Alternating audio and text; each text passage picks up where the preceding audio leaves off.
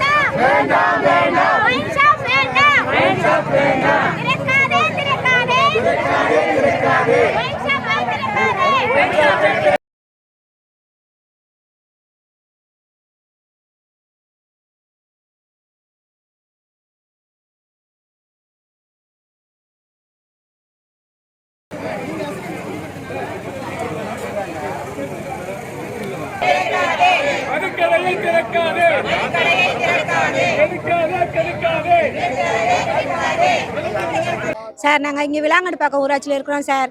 ஏற்கனவே வந்து பார்த்திங்கன்னா இந்த இடத்துல 2 தடவை வந்து பார்த்திங்கன்னா ஒயின் ஷாப் வேணான்னு சொல்லிட்டு நாங்கள் போராட்டம் நடத்தினப்போ வந்து RIV எல்லாருமே வந்து என்ன சொன்னாங்கன்னா, இங்கே வராதுங்கன்னு அஷூரன்ஸ் கொடுத்தாங்க. காவல்துறையிலேருந்து வந்து இங்கே கடை வராதுன்னு சொன்னாங்க.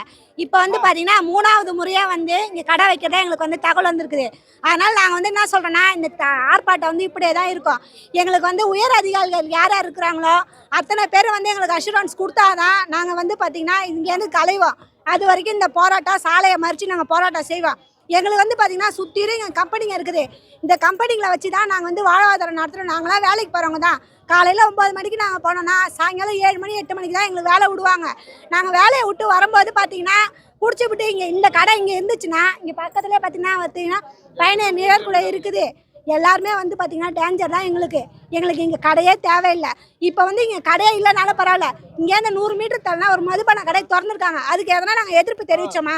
எங்கள் ஊராட்சிக்கு வேணான்னு தான் நாங்கள் சொல்கிறோம். நாங்கள் ஒரு தடவைக்கு 3வது தடவை இதை பண்ணுறோம். மறுபடியும் ஏன் இந்த இடத்துல வரணுன்றீங்க? எவ்வளோ பேர் வந்து போகிறாங்க. இங்கே பார்த்தீங்கன்னா எங்கள் ஊரில் ஹாஸ்பிட்டல் வச்சுருக்குறாங்க.